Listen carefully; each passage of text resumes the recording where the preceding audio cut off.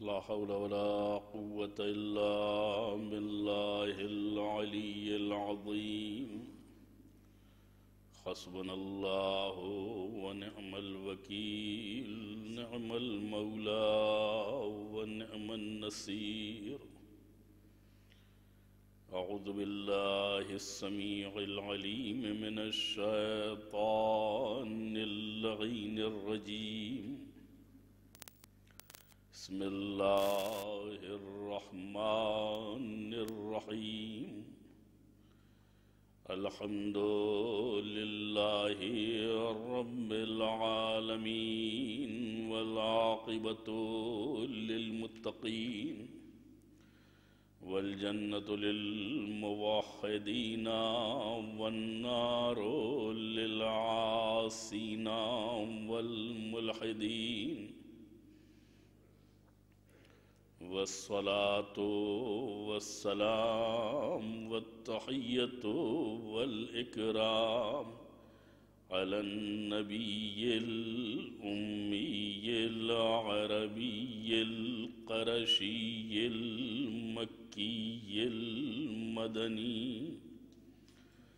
العبد المؤيد الرسول المسدد المصطفى الأمجد حبيب إله العالمين أبي القاسم محمد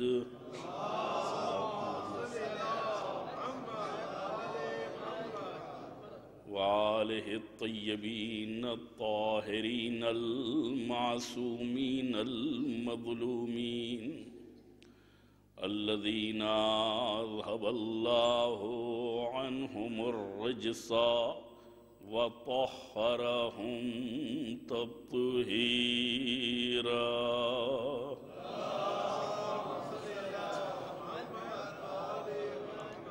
ولعنة الدائمة الباقية على أعدائهم أجمعين من يوم عداوتهم إلى قيام يوم الدين أما بعد فقد قال الله الحكيم في كتابه الكريم بسم الله الرحمن الرحيم ألف لام ميم ذلك الكتاب لا ريب فيه هدى للمتقين الذين يؤمنون بالغيب ويقيمون الصلاة ومما رزقناهم ينفقون والذين يؤمنون بما أنزل إليك وما أنزل من قبلك وبالآخرة هم يوقنون أولئك على هدى من ربهم وأولئك هم المفلحون صلوات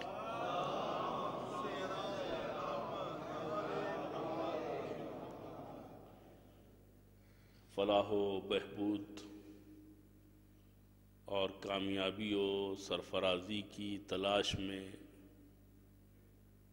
سرگرداں سماج کو الہی پیغام ہے کہ یہ وہ کتاب ہے جو ہدایت ہے متقین کے لیے، پرہیزگاروں کے لیے، صاحبان تقوی کے لیے۔ اس میں کسی قسم کی شک و شبہے کی گنجائش نہیں ہے۔ متقی وہ افراد ہیں کہ جو غیب پر ایمان رکھتے ہیں، نمازیں قائم کرتے ہیں اور خدا کے دیے ہوئے رزق میں سے اسی کی راہ میں خرچ کرتے ہیں۔ اور صرف یہی نہیں، پیغمبر جو کچھ ہم نے آپ پر نازل کیا ہے اس پر بھی ایمان رکھتے ہیں، اور آپ سے پہلے جو انبیاء کے اوپر ہم نے نازل کیا ہے اس پر بھی ایمان رکھتے ہیں۔ قیامت کے اوپر یقین رکھتے ہیں۔ یہی وہ افراد ہیں کہ جو اللہ کی طرف سے، رب کی طرف سے، پروردگار کی طرف سے ہدایت پر ہیں، اور جب اللہ پروردگار اور رب کی طرف سے ہدایت پر ہیں تو وہی کامیاب ہیں۔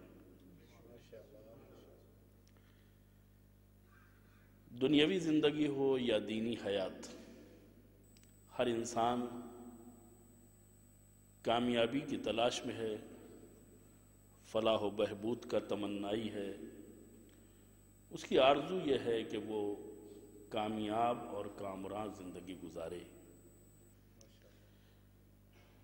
اگر کوئی خواہش انسان کے دل میں پائی جاتی ہے تو اس خواہش کی تکمیل کا ذریعہ بھی ہونا چاہیے۔ خواہش ہو اور خواہش مکمل نہ ہو، اس تک پہنچنے کے لیے راستہ نہ ہو، یہ ممکن نہیں ہے۔ جو ممکن نہیں ہے اس کی خواہش بھی آپ کے دل میں نہیں پیدا ہو سکتی ہے۔ پیاس لگنے کا مطلب یہ ہے کہ پانی موجود ہے تو پیاس لگی ہے، ورنہ پیاس لگی ہو اور پانی کا وجود نہ ہو، بھوک لگی ہو اور کھانے کا وجود نہ ہو، تو یہ تو نقص ہے، عیب ہے۔ تو خدا نے وہ خواہش پیدا ہی نہیں کی ہے جس کا ہماری خارجی دنیا میں کوئی جواب نہ ہو۔ پہلے جواب پیدا کیا ہے، پھر ہمارے اندر خواہش پیدا کی ہے۔ یعنی کرم پروردگار ہے یہ کہ اس نے ہماری خواہشات کے لیے، ہماری تمناؤں کے لیے، ہماری آرزوؤں کے لیے پہلے انتظام کیا ہے، اور بعد میں وہ خواہش ہمارے دل میں، ہمارے قلب میں، ہمارے دل کی گہرائیوں کے اندر پیدا ہوتی ہے۔ تو اب ایک انسان کے اندر خواہش ہے کامیاب ہونے کے لیے، وہ ناکام نہیں ہونا چاہتا ہے، وہ اس دنیا میں کامیاب زندگی گزارنا چاہتا ہے۔ تو سوال یہ ہے کہ کامیابی کا معیار کیا ہے؟ اس لیے کہ اگر ہم آپ کی نظر سے کامیابی کو دیکھیں گے، آپ کے انداز سے کامیابی کو دیکھیں گے، تو بعض اوقات بہت بڑا دھوکہ ہو جاتا ہے۔ جس کو ہم کامیابی سمجھتے ہیں وہ ناکامی نکلتی ہے، جس کو ہم فوز و مرام سمجھتے ہیں، جس کو ہم اپنی تمنا اور آرزو کی تکمیل سمجھتے ہیں، وہ ناکامی نکلتی ہے۔ اس لیے کہ جس نے ہمیں بنایا ہے اس نے کامیابی کا معیار کیا رکھا ہے، اسی کی ذمہ داری ہے کہ ہمیں ہدایت کرے، اور اسی کی ذمہ داری ہے کہ ہمیں کامیاب کرے۔ ورنہ نہ جانے کتنے قسم کے لوگ ہمارے سماج میں پائے جاتے ہیں، اور ہر ایک کی نظر میں ہماری اپنی زندگی ایک الگ عنوان رکھتی ہے۔ کوئی ہمیں ناکام سمجھتا ہے، کوئی ہمیں کامیاب سمجھتا ہے۔ ایک آدمی کے لیے نہ جانے کتنے نظریات قائم ہوتے ہیں۔ جو ہم سے کمتر ہے وہ ہمیں کامیاب سمجھ رہا ہے، جو ہم سے برتر ہے وہ ہمیں ناکام سمجھ رہا ہے۔ تو ہم کامیابی کس کی نظر میں چاہتے ہیں؟ اگر افراد کے اعتبار سے کامیابی طے ہونی ہے تو پھر کچھ لوگوں کی نگاہ میں ہم کامیاب ہوں گے اور کچھ لوگوں کی نگاہ میں ہم ناکام ہوں گے۔ لہذا بجائے اس کے کہ ہم سماج کے فرد فرد کے چہرے پر نظر رکھیں اور ان سے کامیابی کی سند حاصل کریں، ہمیں چاہیے کہ اس ذات والا صفات کی منشا اور مرضی کی طرف دیکھیں کہ جس کی دنیا بھی بنائی ہوئی ہے، آخرت بھی بنائی ہوئی ہے، وہ چاہے تو ہم یہاں بھی کامیاب ہو سکتے ہیں اور وہاں بھی کامیاب ہو سکتے ہیں. صلوات پڑھے محمد و آل محمد.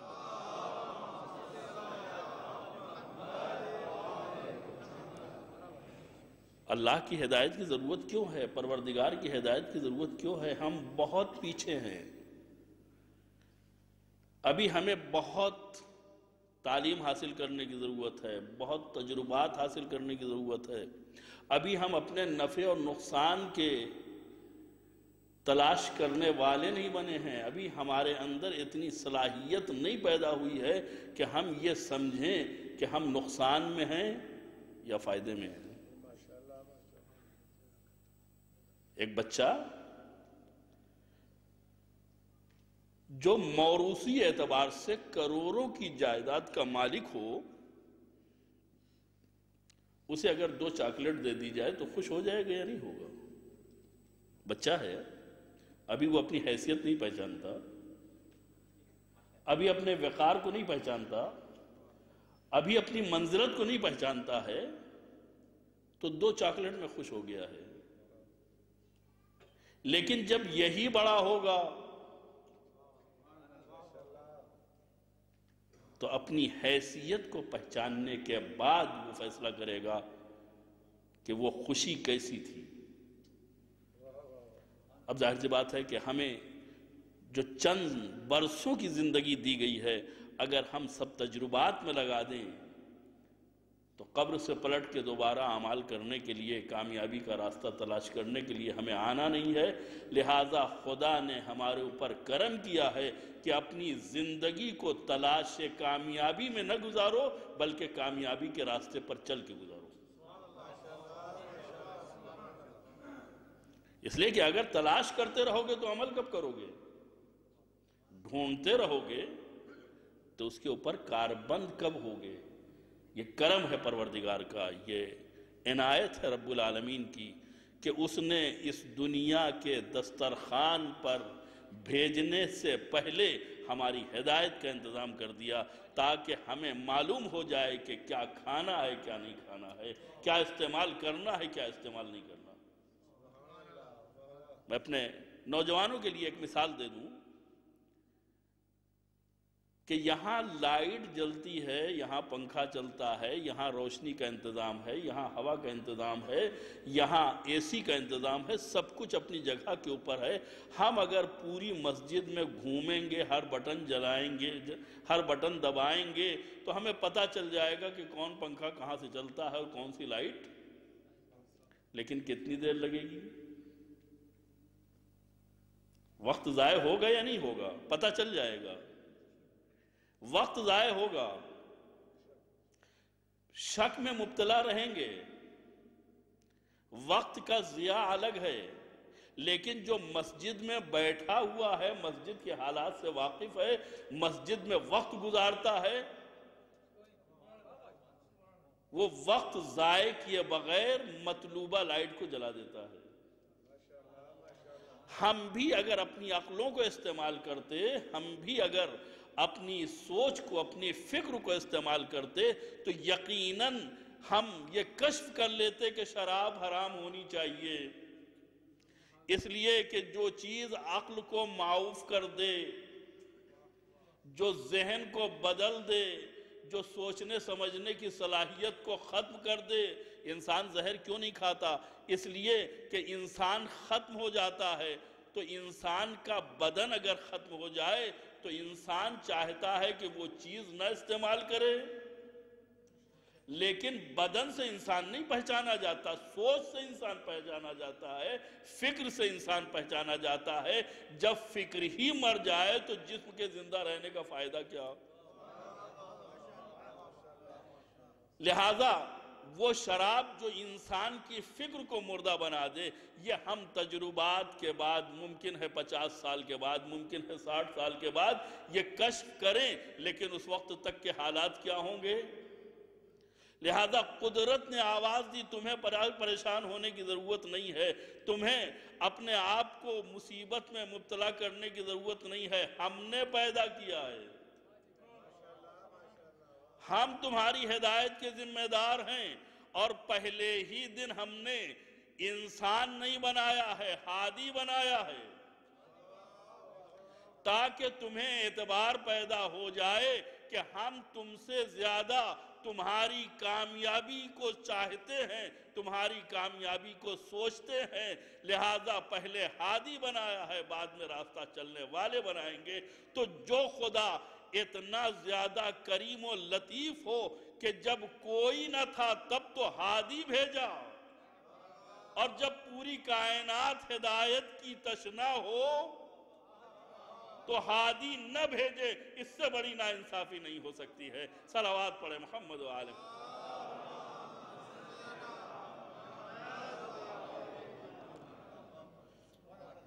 تم خود ہدایت کی اگر ترتیب دو گے، تدوین کرو گے، ہدایت کو تم حاصل کرنا چاہو گے اپنے راستوں سے، تو سوائے بہکنے کے اور کچھ نہیں ہے۔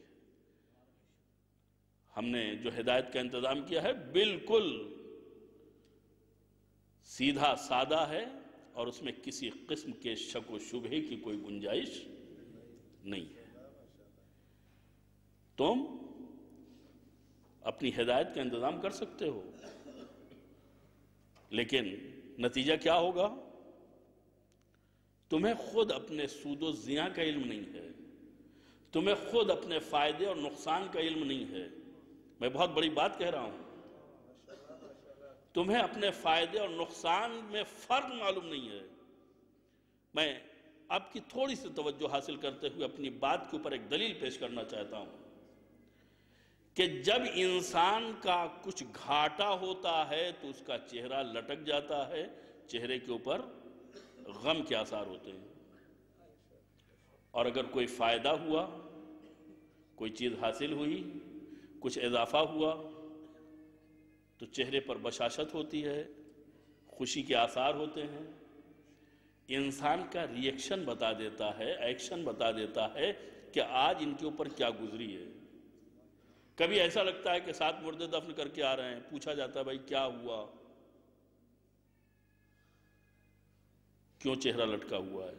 معلوم ہوا کہ بچہ بیمار ہے، معلوم ہوا کہ جیب کٹ گئی، معلوم ہوا کہ کوئی اور نقصان ہو گیا۔ تو کوئی بری خبر ہوتی ہے تو چہرہ لٹکتا ہے، اور کوئی اچھی خبر ہوتی ہے تو چہرے کے اوپر بشاشت آتی ہے۔ ہم کس چیز میں خوشی مناتے ہیں؟ میں مذہبی بنیاد کے اوپر بات نہیں کر رہا ہوں، ورنہ نہ ہم سے اچھی کوئی خوشی منانا جانتا ہے اور نہ ہم سے اچھا کوئی غم منانا جانتا ہے۔ اس لیے کہ ہماری اپنی ذاتی زندگی ہے ہی نہیں، ہم نے تو اپنے آپ کو سمندر سے جوڑ دیا ہے۔ تو جیسی ان کی ذات ویسی ہماری خوشی، جیسی ان کے صفات ویسے ہمارے غم۔ تو وہ بات نہیں کر رہا ہوں، میں ذاتی زندگی کی بات کر رہا ہوں۔ گھر کے اوپر لائٹنگ ہے، کیا؟ بچے کی سالگرہ ہے، بچے کی سالگرہ ہے۔ سالگرہ یعنی بچہ 1 سال کا ہو گیا، 1 سال کا ہو گیا تو اب کیا کیا جائے گا؟ مٹھائی بٹ رہی ہے، کیک آ رہا ہے، کاٹا جا رہا ہے، تقسیم ہو رہا ہے، تالیاں بجائی جا رہی ہیں۔ یہ فائدہ ہے یا نقصان ہے؟ ہم کس نظر سے دیکھ رہے ہیں؟ کبھی آپ نے غور کیا ہے؟ اگر غور کریں تو میں آپ کا ساتھ دے سکتا ہوں غور کرنے کے سلسلے میں کہ زندگی میں سب سے زیادہ قیمتی چیز کا نام ہے وقت اور عمر۔ گھر سے نکلتے ہوئے 100-200 روپے جیب سے ادھر سے ادھر ہو جائیں، پورا دن برباد ہو جاتا ہے ڈھونڈتے ہوئے اور سوچتے ہوئے کہ وہ گیا کہاں۔ ہوتا ہے یا نہیں ہوتا ہے؟ جبکہ اس پیسے کو دوبارہ محنت کر کے حاصل کیا جا سکتا ہے، لیکن اسی 100-200 کو ڈھونڈنے کے لیے کتنا ٹائم ہم صرف کرتے ہیں، اور جو ٹائم ہم نے خرچ کیا ہے وہ پوری زندگی کی دولت دے کر کے بھی حاصل نہیں کیا جا سکتا۔ غور کریں گے آپ، ایک منٹ جو ہماری زندگی سے جا رہا ہے یہ دوبارہ آنے والا نہیں ہے۔ اگر ہماری ہر سانس قبر کی طرف ایک قدم ہے تو اس کا مطلب یہ ہے کہ ہم ہر سانس پر اپنی قبر سے ایک قدم نزدیک ہو رہے ہیں۔ نزدیک ہونے کا مطلب کیا ہے؟ کہ عمر کا میٹر گرا ہوا ہے، ہم اسے صحیح استعمال کریں یا غلط استعمال کریں، خوشی میں استعمال کریں یا غم میں استعمال کریں، اپنی منشا کے مطابق استعمال کریں یا پیدا کرنے والے کی مرضی کے مطابق، یہ جا رہا ہے۔ اور اس حقیقت کو آپ سے بہتر کون سمجھ سکتا ہے؟ اس لیے کہ گھر چھوڑ کے آئے ہیں، وطن چھوڑ کے آئے ہیں، ماں باپ کو چھوڑ کے آئے ہیں، رشتہ داروں کو چھوڑ کے آئے ہیں، مقصد کیا ہے؟ اب اگر سب کو چھوڑ کے آئے ہیں تو کچھ دیا ہے کہ مقابلے میں کچھ لیا ہے۔ اگر دینے کے مقابلے میں زیادہ لیا ہے تو اس کا مطلب یہ ہے کہ ہم نقصان میں نہیں ہیں، فائدے میں ہیں۔ لیکن اگر دیا زیادہ ہے اور لیا کم ہے تو نقصان میں ہوئے یا نہیں ہوئے؟ تو ہم آئے ہیں کمانے کے لیے، ہم آئے ہیں یہاں کما کے وہاں بھیجنے کے لیے۔ تو ہماری کامیابی کا معیار کیا ہے؟ کہ جو وقت گزر رہا ہے وہ کیش ہو جائے۔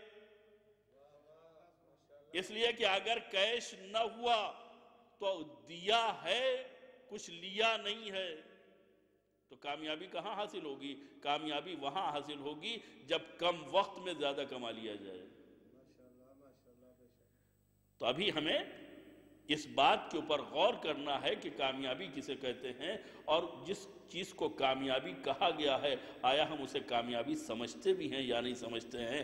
ہم دولت کما سکتے ہیں، ہم پیسہ کما سکتے ہیں، ہم اپنے لیے ثروت اور جائیداد کا اہتمام کر سکتے ہیں، لیکن پوری دنیا کی دولت دے کر کے بھی اپنی عمر میں ایک لمحے کا اضافہ نہیں کر سکتے۔ جب ایک لمحے کا اضافہ نہیں کر سکتے ہیں تو اس کا مطلب یہ ہے کہ پیسہ اتنا قیمتی نہیں ہے جتنی عمر قیمتی ہے، دولت اتنی قیمتی نہیں ہے جتنا ہمارا سن قیمتی ہے۔ اس لیے کہ یہ چلا جا رہا ہے، اب یہ پلٹ کے آنے والا نہیں ہے۔ اور عزیزان گرامی، اگر کبھی کوئی پلٹ کے آتا تو ہمارا اطمینان بھی بجا ہوتا۔ ہم جانتے ہیں کوئی پلٹ کے نہیں آتا پھر بھی مطمئن ہیں، اس سے بڑی غفلت اور کیا ہو سکتی ہے؟ تو پتہ یہ چلا کہ ہم ہر سانس میں اپنی قبر سے قریب ہو رہے ہیں۔ اگر بچے کی عمر 60 سال ہے تو سال بھر کے بعد جب ہم اس کی پہلی سالگرہ منا رہے ہیں تو اس کا مطلب یہ ہے کہ 1 سال اس 60 سال میں سے کم ہو گیا۔ یہ نقصان ہے یا فائدہ ہے؟ یہ نقصان ہے یا فائدہ ہے؟ یہ خوش ہونے کی بات ہے یا غمزدہ ہونے کی بات ہے؟ عزیزان گرامی، آپ جب اس کو مد نظر کے اعتبار سے دیکھیں گے تو خوش ہونے کی بھی بات ہے اور غمزدہ ہونے کی بھی بات ہے۔ اگر انسان کی زندگی مشیت رب العالمین کے مطابق گزرے تو اگر سر کے اوپر بھی تلوار پڑتی ہے تو جانے والا یہ نہیں کہتا کہ میں ناکام جا رہا ہوں۔ لوگ سمجھ رہے ہیں کہ ان کو قتل کر دیا، یہ ناکام ہیں، یہ شہید ہو گئے، یہ ناکام ہیں، ان کے گلے پہ چھری چل گئی، یہ ناکام ہیں۔ لیکن جانے والا خود بتا رہا ہے فزت و رب الکعبہ، ایسے ویسے نہیں، رب کعبہ کی قسم میں اس دنیا سے کامیاب جا رہا ہوں۔ تو جو اتنا کامیاب ہو کہ مصلاح مسجد کے اوپر بیٹھ کے اپنی کامیابی کا اعلان کرے، اس کا ماننے والا کبھی ناکام ہو ہی نہیں سکتا۔ وہ بھی جب اٹھتا ہے تو کامیاب اٹھتا ہے۔ صلوات پڑھے محمد وآلہ۔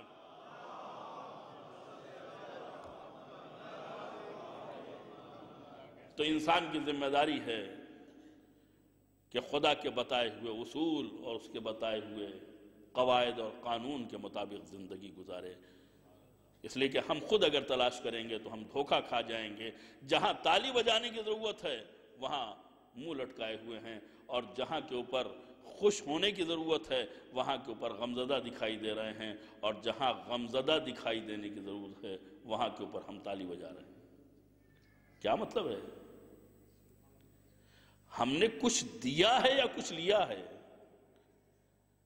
کیوں خوش ہو رہے ہیں؟ تو ہماری خوشی بچکانا ہے۔ جب تک ہمارے یہاں شعور کامل نہیں ہوگا تب تک ہمیں اس بات کا اختیار نہیں ہے کہ خود سے ہم کوئی انتظام کریں۔ لہذا پروردگار آواز دے رہا ہے کہ ذَلِكَ الْكِتَابُ لَا رَيْبَ فِيهِ هُدًى لِّلْمُتَّقِينَ۔ یہ کتاب وہ ہے کہ جس میں کسی قسم کے شک و شبہ کی کوئی گنجائش نہیں ہے۔ ہدی للمتقین، یہ ہدایت ہے متقین کے لیے، ہدایت ہے پرہیزگاروں کے لیے۔ میں نے کل آپ کی خدمت میں اشارہ کیا تھا کہ ذالک الکتاب سے پہلے سورہ بقرہ جو شروع ہوتا ہے بسم اللہ کے بعد الف لام میم ہے۔ مفسرین نے اس سلسلے میں مختلف اقوال لکھے ہیں۔ تفسیر مجمع البیان، تفسیر میزان، تفسیر نمونہ، تفسیر طبرسی، مختلف تفاسیر۔ استاد محترم حضرت آیت اللہ العظمی عبداللہ جوادی آملی اپنی تفسیر تسنیم میں 20 تفسیریں لکھتے ہیں الف لام میم کے لیے، 20 تفسیریں لکھتے ہیں۔ ظاہر سی بات ہے کہ وہ علمی ہیں جن کے بیان کرنے سے ظاہر سی بات ہے کہ جس کو چاہیے وہ جا کر کے مراجعہ کر سکتا ہے، اور بہت اچھی تفسیر ہے، لیکن یہاں کے اوپر بیان کرنا بچوں اور نوجوانوں کا وقت ضائع کرنا ہے۔ لہذا میں صرف ایک تفسیر آپ کی خدمت میں عرض کرنا چاہتا ہوں۔ الف لام میم، الف الگ ہے، لام الگ ہے، میم الگ ہے۔ یہ سورہ بقرہ کے آغاز میں ایسے 29 سورے ہیں کہ جن کے آغاز میں حروف یوں ہی ٹکڑے ٹکڑے بیان ہوئے ہیں، یعنی ملا کے نہیں بیان کیے گئے ہیں۔ حام میم ہے تو ہم نہیں پڑھا جاتا ہے، ہا اور میم پڑھا جاتا ہے۔ الف لام کو علم نہیں پڑھا جاتا ہے، الف لام میم پڑھا جاتا ہے۔ الف لام را پڑھا جاتا ہے، الف لام میم صاد پڑھا جاتا ہے، الگ الگ پڑھا جاتا ہے۔ وجہ کیا ہے؟ مفسرین میں امام رضا علیہ السلام کے حوالے سے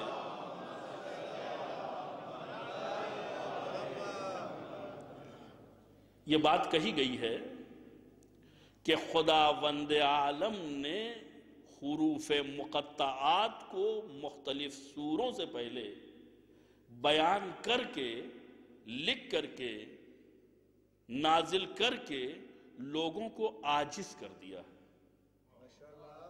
کیوں؟ اس لیے کہ قرآن معجزہ ہے۔ دنیا کا سارا علم 4 کتابوں میں، بلکہ یوں کہوں کہ 3 کتابوں میں، توریت، زبور، انجیل، اور ان تینوں کتابوں کا خلاصہ قرآن مجید۔ قرآن مجید میں جو کچھ ہے وہ سب سورہ بقرہ میں، سورہ بقرہ میں جو کچھ ہے وہ سب سورہ حمد میں، سورہ حمد میں جو کچھ ہے وہ بسم اللہ الرحمن الرحیم میں، بسم اللہ الرحمن الرحیم میں جو کچھ ہے وہ سب بسم اللہ میں، اور بسم اللہ میں جو کچھ ہے وہ بائے بسم اللہ میں ہے۔ آخر تک جاتے ہوئے معصوم فرماتے ہیں کہ جو کچھ بائے بسم اللہ میں ہے وہ اس نقطے میں ہے جو بے کے نیچے دیا جاتا ہے. کہیں نقطے کی تلاش میں گمراہ نہ ہو جاؤ. لہذا معصوم نے رہنمائی کی انن نقطۃ تحت الباء، کہیں اور جانے کی ضرورت نہیں ہے، میں ہی وہ نقطہ ہوں جو بے کے نیچے دیا جاتا ہے. صلوات پڑھیں محمد وآل.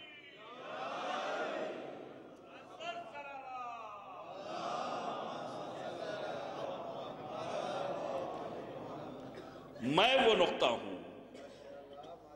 آپ نے یہ حدیث سنی، حوالے کے ساتھ میں بیان کر سکتا ہوں، اور آپ نے بچپن سے اب تک سنا ہے، لیکن اس کی تشریح ضروری ہے. تشریح کا مطلب کیا ہے کہ بات یہاں پر ختم نہیں ہو جاتی. نقطہ کچھ کہہ رہا ہے جس پیغام کو ہمیں سمجھنا ہے. نقطہ کہہ رہا ہے کہ بسم اللہ کا علم ہمارے پاس. نقطہ کہہ رہا ہے کہ بسم اللہ الرحمن الرحیم کا علم.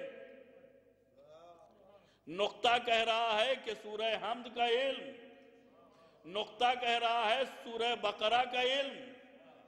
نقطہ کہہ رہا ہے کہ پورے قرآن کا علم. نقطہ کہہ رہا ہے کہ صرف قرآن ہی نہیں بلکہ توریت و انجیل و زبور کا علم. نقطہ کہہ رہا ہے پوری کائنات کا علم. ہم میں اور دنیا والوں میں یہی فرق ہے کہ جب دنیا والے آتے ہیں تو آ کے پہنچتے ہیں، جب وہاں والا آتا ہے تو پہنچتا ہوا آتا ہے. پیغمبر تصدیق کرتے ہیں تم نے توریت موسیٰ سے بہتر پڑھی،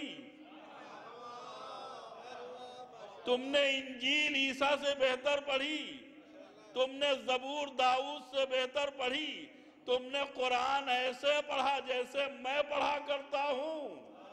عزیزو پوری امت قرآن پڑھے گی قیامت تک، لیکن نازل ہونے سے پہلے پڑھ لینا اور ہے، نازل ہونے کے بعد تلاوت کرنا اور ہے. صلوات پڑھے محمد وآل.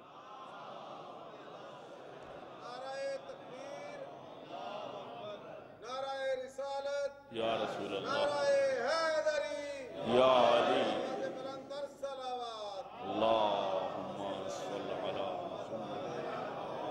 محمد. لہذا پورا علم ایک جگہ سمٹ کے آتا ہے، وہ نقطہ بنتا ہے. نقطے کو تلاش کرو. انا النقطۃ تحت الباء. خدا نے 3 کتابیں نازل کی ہیں، لیکن وہ کتاب معجزہ نہیں ہے. معجزے کا مطلب کیا ہے؟ آسمانی کتاب ہے، اس میں ہدایت ہے، اس میں رہنمائی ہے، اس میں علم ہے، اس میں نصائح ہیں، اس میں واعظ ہے، اس میں پند ہے، اس میں واقعات ہے، سب کچھ ہے. معجزہ نہیں ہے، چیلنج نہیں ہے. چنانچہ آپ دیکھیں کہ جب خدا نے معجزہ نہیں بنایا تو امت نے اس میں تصرف کیا. کیا کیا؟ یحرفون الکلم، بدل دیا. یہاں کا وہاں، وہاں کا یہاں، تبدیلی کر دی، اس میں تحریف کر دی. خدا وند عالم نے وہ کتابیں کہ جو کم وقت کے لیے ہدایت کے لیے آئی تھیں اور منسوخ ہونی تھیں، انہیں معجزہ نہیں بنایا. لیکن جو قیامت تک کے لیے ہدایت کا انتظام ہے اسے معجزہ قرار دیا. معجزے کا مطلب کیا ہے؟ پوری دنیا کو چیلنج کر رہا ہے کہ اگر یہ کتاب خدا نہیں ہے، کسی بندے نے لکھی ہے، تو تم بھی تو صاحب زبان ہے، بنا کے لاؤ قرآن.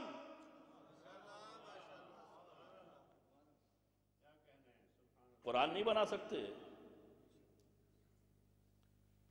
قُلْ لَئِنِ اجْتَمَعَتِ الْإِنسُ وَالْجِنُّ عَلَىٰ أَن يَأْتُوا بِمِثْلِ هَذَا الْقُرْآنِ لَا يَأْتُونَ بِمِثْلِهِ.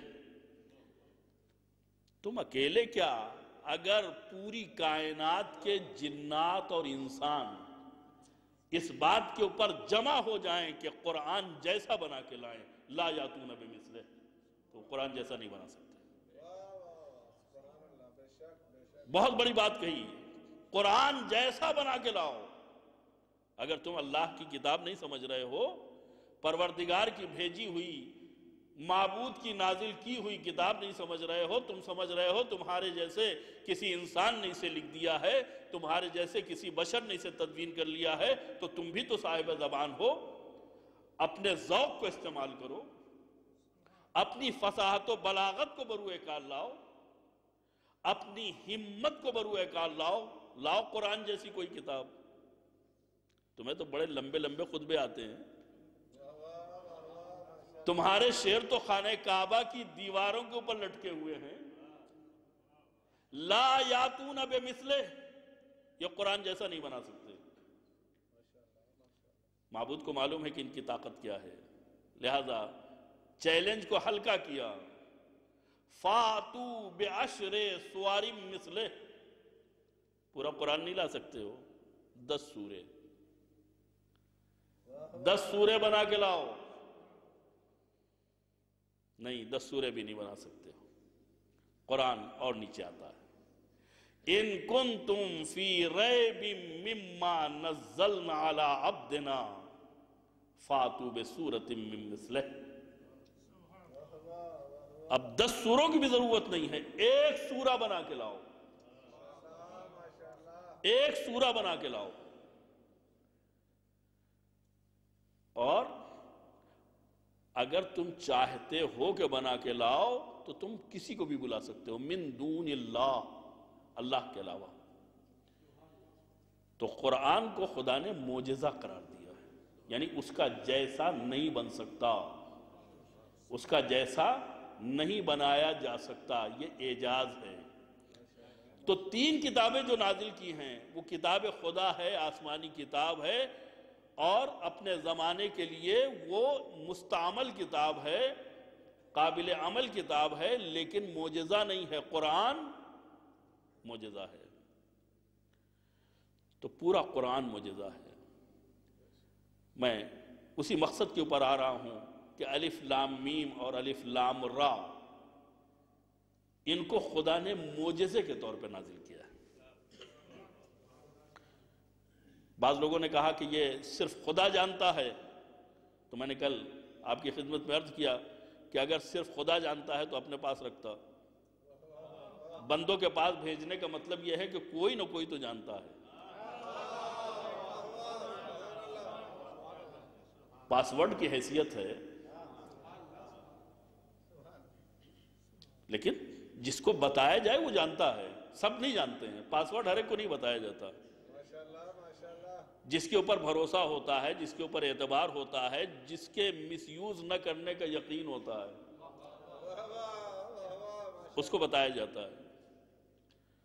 اس لیے کہ خود خدا کہہ رہا ہے کہ ہم نے قرآن نازل کیا، اِنَّا أَنزَلْنَاهُ عَرَبِيًّا، عربی میں نازل کیا۔ کیوں نازل کیا؟ لَعَلَّكُمْ تَعْقِلُونَ، شاید تمہاری سمجھ میں آ جائے۔ تو جو چیز سمجھانے کے لیے نازل کی ہے، اس میں کوئی ایسی چیز ہو جو سمجھ میں نہ آئے۔ ہاں، سب نہیں سمجھیں گے، کچھ سمجھتے ہیں، جب وہ سمجھائیں گے، اس لیے کہ بغیر سمجھائے ہوئے ہماری آپ کی لکھی ہوئی کتاب نہیں سمجھ میں آتی ہے، یہ قرآن کیا سمجھ میں آئے گا؟ تو یہ حروف مقطعات، یہ بھی معجزہ ہے۔ کیوں، کیسے معجزہ ہے؟ کہ خدا یہ بتانا چاہتا ہے کہ دیکھو ہم نے کس میٹیریل سے اس قرآن کی تدوین کی ہے۔ توجہ چاہتا ہوں، یعنی یہی الف بے ہے، یہی الفابیٹ ہے جو تم دن بھر استعمال کرتے ہو، لیکن اسی مستعمل الفابیٹ سے ہم نے ایک ایسی چیز تیار کی ہے جو تم نہیں بنا سکتے ہو۔ نہیں سمجھ میں آئے گی؟ اور واضح کروں، مٹی سے اگر ہم بنانا چاہیں تو اینٹ بنا سکتے ہیں، برتن بنا سکتے ہیں، کچھ ضرورت کی چیزیں بنا سکتے ہیں، اس میں کوئی شک نہیں ہے۔ لیکن جتنا مٹی سے خدا بنا سکتا ہے، اسی مٹی سے گھاس بھی اگتی ہے، رنگ برنگے پھول بھی اسی مٹی سے نکلتے ہیں، اور اسی مٹی کے ذریعے سے انسان بھی بنا ہے، جو بولتا بھی ہے، سوچتا بھی ہے، چلتا بھی ہے، اعتراض بھی کرتا ہے، جواب بھی دیتا ہے۔ کتنا عظیم ہے انسان! تو ہم میں اور خدا میں اتنا ہی فرق ہے جتنی اس کی مخلوق اور ہماری مخلوق میں ہے۔ ہم کیا بنا سکتے ہیں اینٹ کے علاوہ، مٹی کے برتن کے علاوہ؟ لیکن اسی مٹی سے اس نے جو پھول بنایا ہے، اس کے رنگوں کے اوپر کانفرنس ہوتی ہے، اس کے مزاج کے اوپر سیمینار ہوتے ہیں، اس کی خاصیت کے اوپر تھیسس لکھی جاتی ہے۔ وقت نہیں ہے تفصیل سے عرض کرتا۔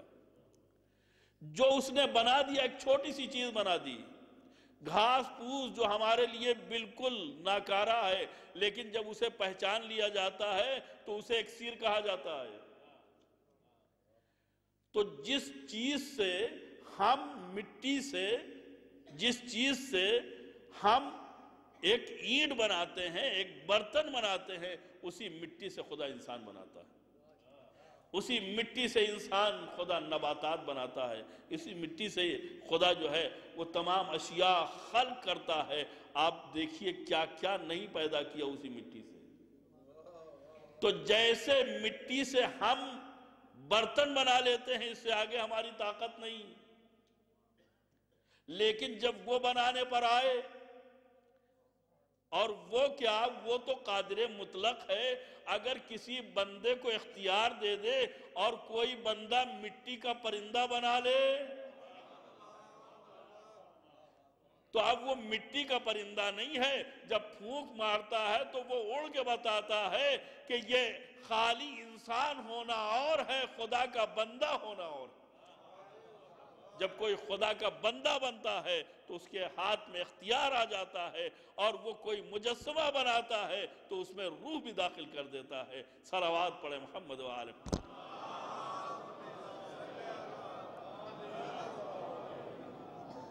تو الف لام میم جن کو ہم دن بھر استعمال کرتے ہیں، انہی کو خدا نے سوروں کی ابتدا میں قرار دیا کہ دیکھو یہ میٹیریل ہے، وہی الف لام میم جو تمہارے استعمال میں رہتا ہے، اس کے تشکیل سے، اس کی تدوین سے ہم قرآن بنا رہے ہیں۔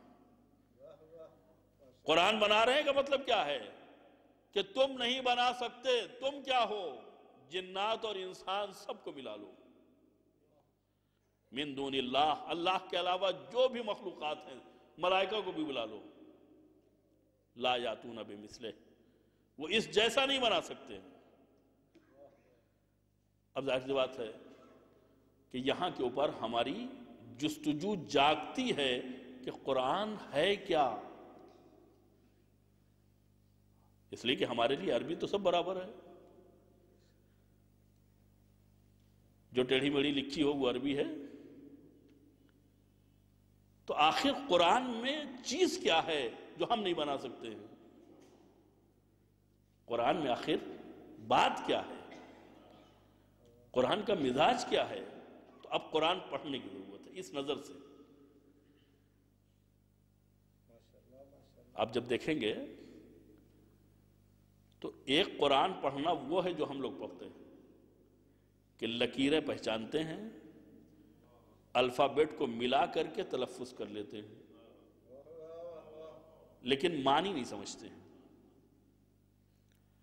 کچھ لوگ وہ ہوتے ہیں جن کی زبان عربی ہوتی ہے، وہ بھی حساب کتاب لگا کر کے تھوڑا بہت سمجھ لیتے ہیں، لیکن کچھ لوگ وہ ہوتے ہیں جو عربی ادب جن کا سبجیکٹ ہوتا ہے، خود صاحب زبان ہیں، ان کی زبان مادری ہے عربی، اور ان کا سبجیکٹ بھی معاملہ آج کا نہیں ہے کہ ہم جیسے جاہل ہاتھ اٹھا دیں کہ ہم قرآن جیسا نہیں بنا سکتے۔ جس زمانے میں قرآن نازل ہوا ہے اس زمانے میں ادبیات کا بڑا زور و شور تھا۔ خداوند عالم نے جو معجزات انبیاء علیہ السلام کو دیے ہیں ان کا تعلق زمانے کے تقاضے سے تھا۔ جناب ابراہیم جس معجزے سے گزرتے ہیں تو وہ ان کے زمانے کا تقاضا تھا کہ ایک بہت بڑی آگ فراہم کی گئی تھی اور اس میں ڈال دیا گیا تھا۔ یعنی جو آگ چیلنج بنی تھی کہ اس سے کوئی بچ نہیں سکتا، اتنی بڑی آگ جلا لی تھی کہ خود جلانے والا پریشان تھا کہ اب پھینکے کیسے۔ وہ تو شیطان کا احسان ہے جو آ کے اس نے مسئلہ حل کر دیا کہ منجنیق میں رکھ کے اس کو پھینک دو۔ تو جو چیلنج بنی تھی آگ، ایک آدمی کو جلانے کے لیے کتنی لکڑی چاہیے، کتنا ایندھن چاہیے، کتنا ہیزم چاہیے، لیکن جلانے والا مثالی بنانا چاہتا ہے۔ ہمارے خداؤں کو برا کہا ہے، ہمارے خداؤں کو نقصان پہنچایا ہے، لہذا ایسے جلاؤں گا کہ لوگوں کے لیے مثال بن جائے اور کوئی آئندہ ہمت نہ کر سکے۔ تو جو آگ چیلنج تھی تو چیلنج کا جواب چیلنج بنا۔ کوئی چھوٹی موٹی آگ کو اگر سرد کر دیا جاتا تو اتنی زیادہ بات ہم تک نہ پہنچتی، لیکن نمرود کی آگ، اسے سرد ہو جانا یہ معجزے کے علاوہ کچھ نہیں ہے۔ اور کس کے لیے سرد ہے؟ سب کے لیے نہیں، علی ابراہیم، ابراہیم کے لیے۔ یعنی آگ جلاتی ہے لیکن اپنا مزاج بدل دیتی ہے ابراہیم کے لیے۔ یہ معجزہ نہیں ہے اور کیا ہے؟ جس آگ کا کام ہے جلانا، اس نے اپنی خاصیت بدل دی، اس نے اپنا انداز بدل دیا، معجزہ ہے۔ تو جناب ابراہیم کے زمانے میں معجزہ آتش نمرود کا خاموش ہونا۔ جناب موسیٰ کے زمانے میں جادوگری چل رہی ہے، بھائی بھائی کو جدا کیا جا رہا ہے، میاں بیوی کے درمیان میں تفرقہ ڈالا جا رہا ہے، خاندان والوں کو، یہ کاروبار آج بھی ہوتا ہے۔ کوئی خوشحال اگر خاندان میں ہے تو پھر لوگوں سے برداشت نہیں ہوتا، وہ تو کہیے کہ خدا دے رہا ہے۔ اگر ان کا کچھ دخل ہوتا تو وہ خوشحال ہوتا ہی نہیں، کاٹنے کی نوبت تو بعد میں آتی۔ صلوات پڑھیں محمد والے۔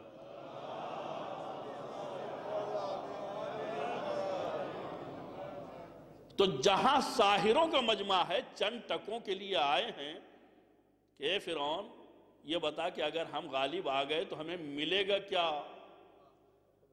تو فرعون نے بڑا اچھا وعدہ کیا کہ ہم تمہیں اپنے مقرب بنا لیں گے، قریبی بنا لیں گے، یعنی ہم تمہارے۔ تو جہاں خزانہ ہے، خزانہ دار ہی تمہارا ہو جائے تو اب تمہیں فکر کرنے کی ضرورت نہیں ہے۔ تو چند ٹکوں کے لیے آئے تھے، لیکن جیسے ہی انہوں نے دیکھا کہ نہیں، یہ جادو نہیں ہے، یہ سحر نہیں ہے، بلکہ یہ معجزہ ہے، تو اپنی نجات اور اپنی عاقبت بنانے کے لیے انہوں نے اپنے انجام کی فکر کیے بغیر سر سجدے میں رکھ دیا کہ ہم موسیٰ اور ہارون کے خدا پر ایمان لائیں۔ جو دو ٹکوں کے لیے فرعون کے نوکر بن کے آئے ہیں اور انہیں فکر یہ ہے کہ ملے گا کیا، ان کی معنویت ایک لمحے میں اتنی تبدیل ہو گئی کہ آخرت کو ترجیح دی۔ فرعون ڈانٹ رہا ہے، چلا رہا ہے کہ ہم تمہارے ہاتھ پاؤں کاٹ ڈالیں گے، ہم تمہیں سولی پر لٹکا دیں گے۔ انہوں نے کہا ہمیں کوئی پرواہ نہیں ہے، ہم نے دیکھ لیا، اس لیے کہ جادو اور ہے، معجزہ اور ہے۔ تو معجزہ دیکھ کر کے ایمان لے آئے۔ عیسیٰ کے زمانے میں میڈیکل سائنس عروج کے اوپر، ایسی ایسی دواؤں کا، ایسے ایسے نسخوں کا تدوین کرنا اور تشکیل دینا کہ جس کے ذریعے سے ایک مرض جو ہے وہ دور ہو رہا تھا، ایسے موقع کے اوپر جناب عیسیٰ اپنا ہاتھ پھیر کر کے شفا دے رہے ہیں۔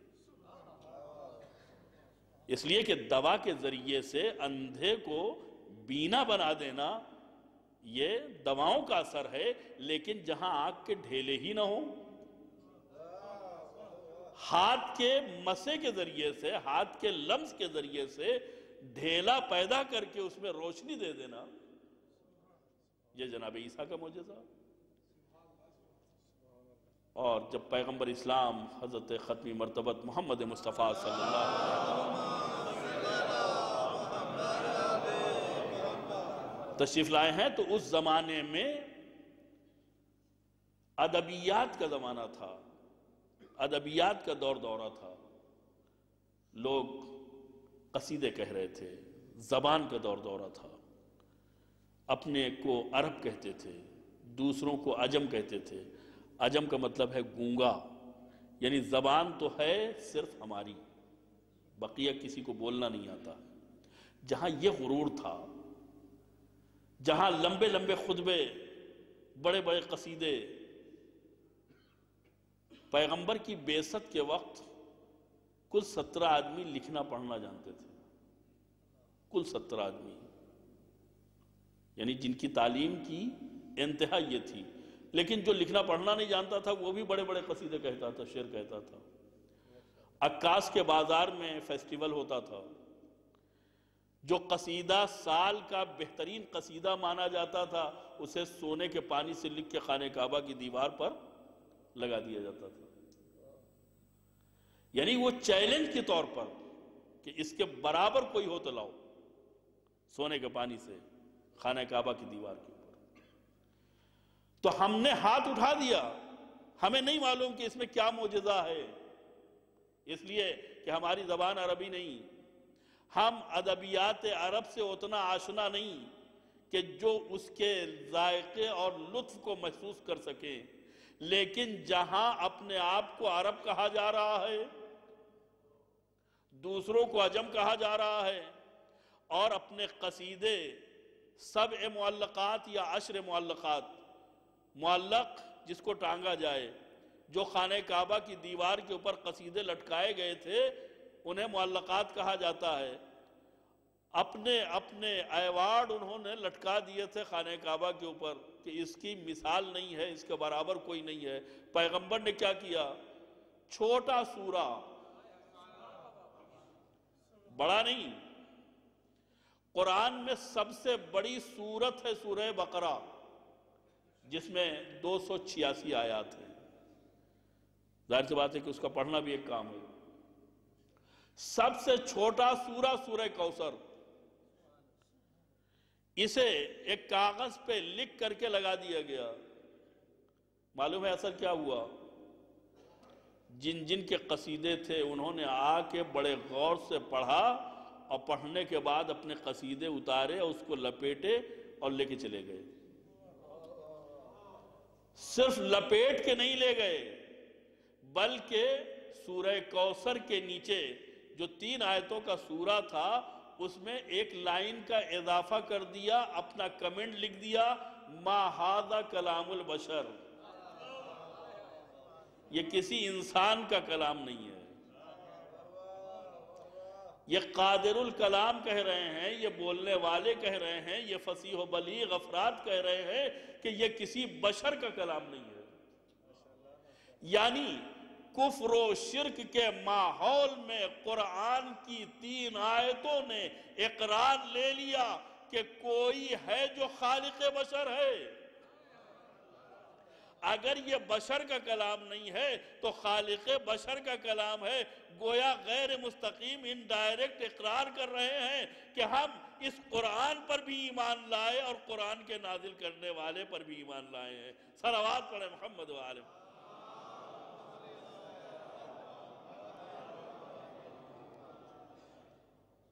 بہت چھوٹا سورہ، اگر قرآن کی تحدی کو، اس کے چیلنج کو لوگوں نے قبول کیا ہوتا تو ضروری نہیں تھا کہ وہ سورہ بقرہ جیسا کوئی سورہ بنا کے لاتے، 3 آیتوں جیسا سورہ کوثر بھی بنا لیتے تو قرآن کی تعلیمات کے مقابلے میں گویا جواب ہو جاتا۔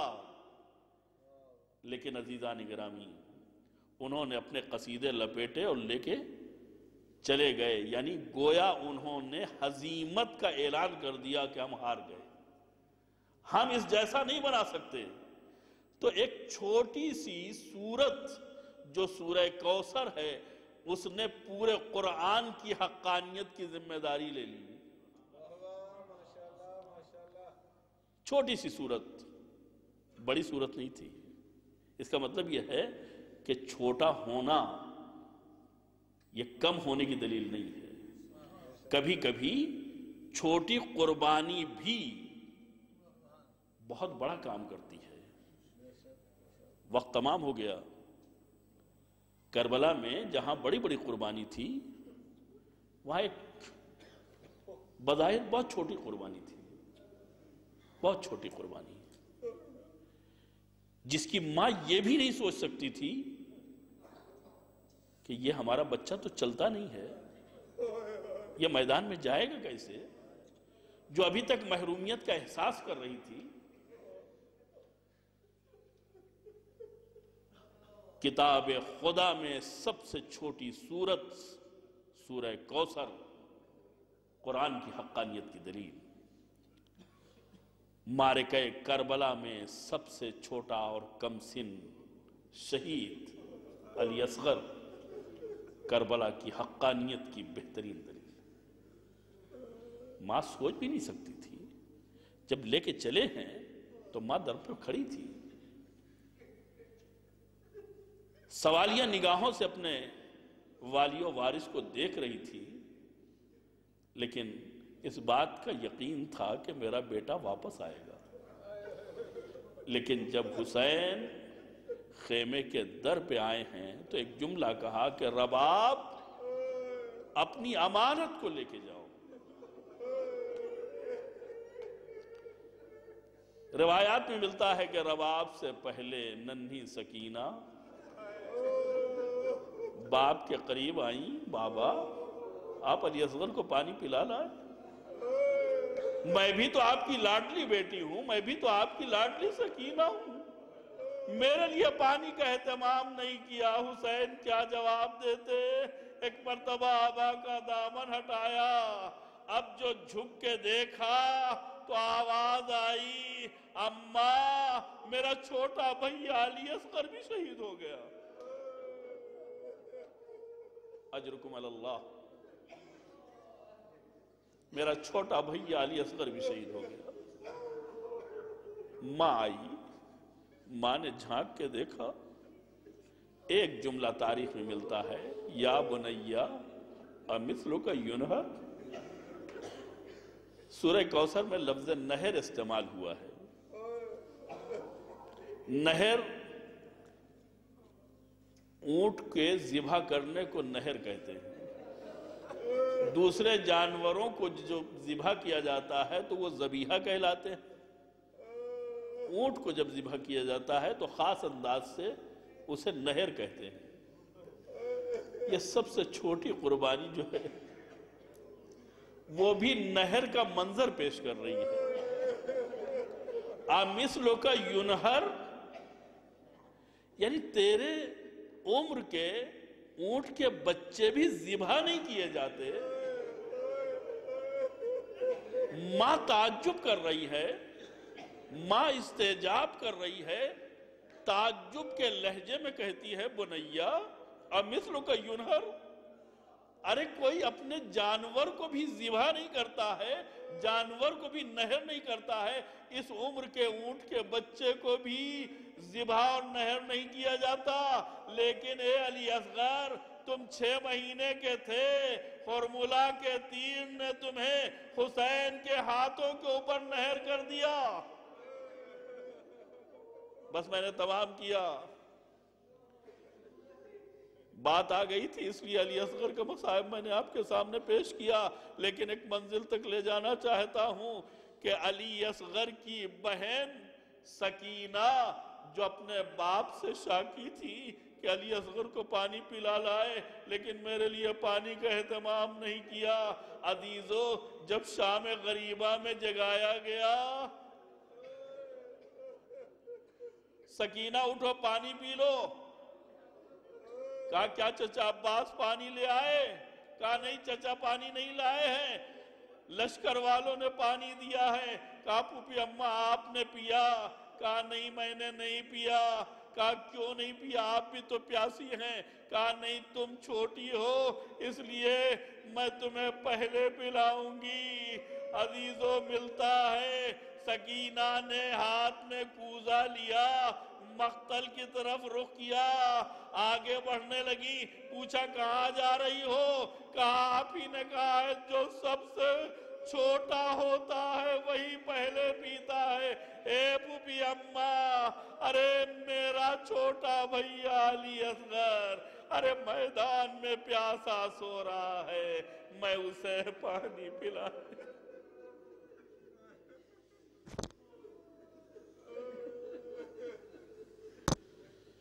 سيعلم الذين ظلموا أي منقلب ينقلبون إنا لله وإنا إليه راجعون إلهي بحق الزهراء وأبيها وبعلها وبنيها وبحق الأئمة التسعة الطاهرين من ذرية الحسين عليه الصلاة والسلام فاستجب دعانا واقض حاجاتنا برحمتك يا أرحم الراحمين۔ پروردگارہ محمد و آل محمد کے صدقے میں ہماری اس عزا کو اپنی بارگاہ میں قبول فرما، توفیقات میں اضافہ فرما، بیماروں کو بحق بیمار کربلا شفاء کامل و عاجل عنایت فرما، مرحومین کی مغفرت فرما۔ ہمیں اس وقت تک موت نہ دینا جب تک کہ تیری ذات اور ہمارے زمانے کا امام ہم سے راضی نہ ہو جائے۔ دنیا میں ہمیں زیارت محمد و آل محمد اور آخرت میں ان کی شفاعت نصیب فرما۔ پرچم اسلام کو سربلند فرما، پرچم کفر و نفاق و الحاد کو سرنگوں فرما، علماء اعلام اور مراجع کرام کی حفاظت فرما، مزارات مقدسہ کی حفاظت فرما، اہل بیت کے چاہنے والے گوشہ و کنار دنیا میں جہاں کہیں بھی ہوں ان کی جان و مال، عزت و ناموس کی حفاظت فرما۔ دشمنان اسلام اگر اصلاح کے قابل نہیں ہیں تو انہیں نیست و نابود فرما۔ ولی برحق وارث عزا امام زمانہ کے ظہور میں تعجیل فرما، اور ہم سب کو ان کے ناصروں، مددگاروں اور غلاموں کے فہرست میں شامل فرما۔ وصلی اللہ علی محمد وآلہ الطیبین الطاہرین۔ ایک اعلان سماعت فرما لیں کہ ایک مرد مومن کا انتقال ہو گیا ہے جن کا نام ہے محمد غلام۔ ان کے لیے ایک سورہ فاتحہ اور نماز وحشت کی درخواست۔